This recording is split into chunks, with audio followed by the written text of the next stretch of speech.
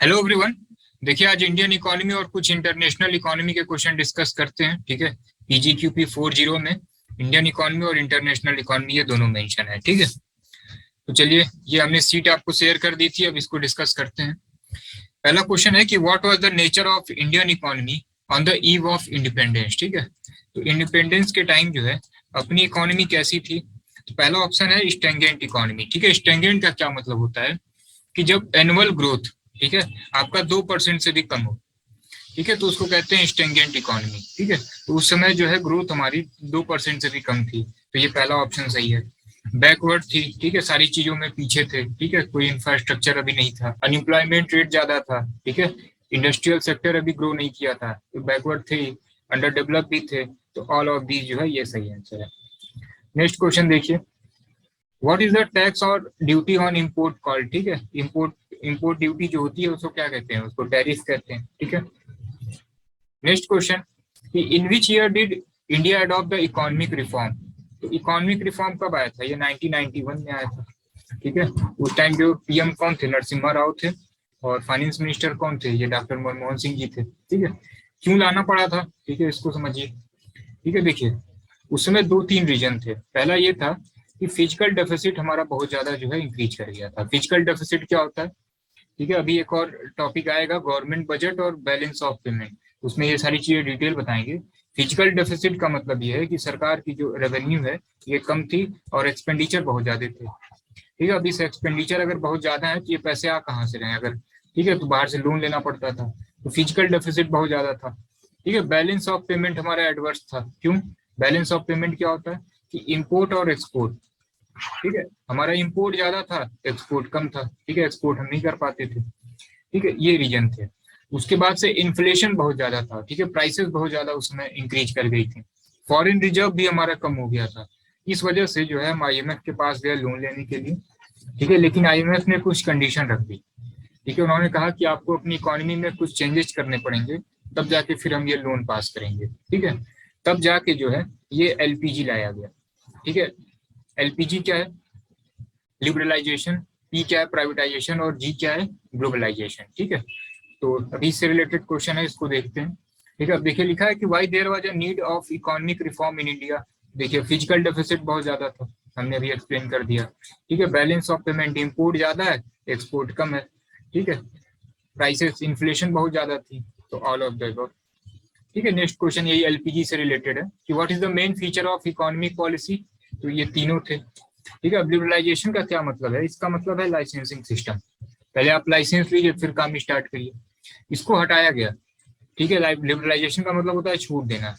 Licensing से D licensing की गई कि आप पहले बिजनेस स्टार्ट करिए, कागज आप बाद में बनवाते रहिएगा। ठीक है, बस दो से तीन चीजें, कुछ चीजें हैं जिसमें आपको लाइसेंस पहले लेना है, फिर आप बिजनेस स्टार्ट कर सकते हैं। ठीक है, जैसे सपोज कीजिए गन की शॉप खोलनी है आपको, ठीक है, तो इसमें पहले लाइसेंस लेना पड़ेगा। ठीक है, इसी तरीके से बियर हो गया, बियर की शॉप हो गई, पहले लाइसेंस होगा फिर शॉप खुलेगी। ठीक है, तो कुछ चीजें जो है जिसमें आपको पहले लाइसेंस लेना है, फिर आप बिजनेस स्टार्ट कर सकते हैं।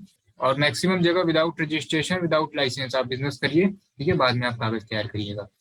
प्राइवेटाइजेशन, पहले मैक्सिमम गवर्नमेंट सेक्टर काम करते थे। ठीक है, जैसे एयर इंडिया हो गई, इसको प्राइवेटाइज किया गया। ग्लोबलाइजेशन, बहुत सारी बाहर कंपनियों को आने नहीं दिया गया। ठीक है, क्यों, क्योंकि इंडिया में जो है, इंडिया की जो कंपनियां हैं वो बाहर की कंपनियों से कंपटीशन फेस करेंगी। ठीक है, वो हर चीजों में वो, ठीक है, उनके पास मॉडर्नाइजेशन है, मशीनरी है। ठीक है, रेट उनका सस्ता हो जाएगा, क्वालिटी उनकी अच्छी इंक्रीज हो जाएगी। तो इंडिया का जो मार्केट है, इंडिया की जो कंपनियां हैं, इन पे एडवर्स इम्पैक्ट ये पड़ सकता है।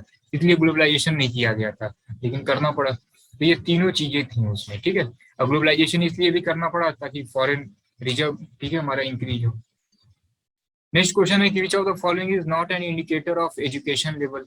ठीक है, तो ये कैसे हम इंडिकेट करें, कैसे मेजर करेंगे, तो ईयर ऑफ स्कूलिंग, इससे भी मेजर होता है। ठीक है, टीचर स्टूडेंट रेशियो, ये भी ठीक है, एनरोलमेंट रेट, ये भी ठीक है।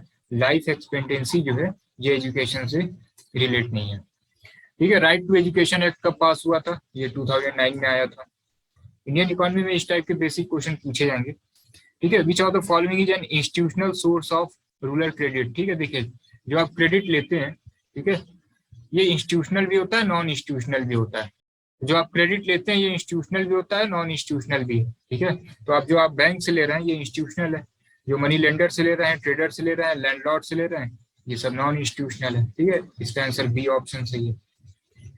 नेक्स्ट है विच अमॉन्ग द फॉलोइंग है the largest medical device market in the world, ठीक है। तो इसका सही आंसर यूएसए है।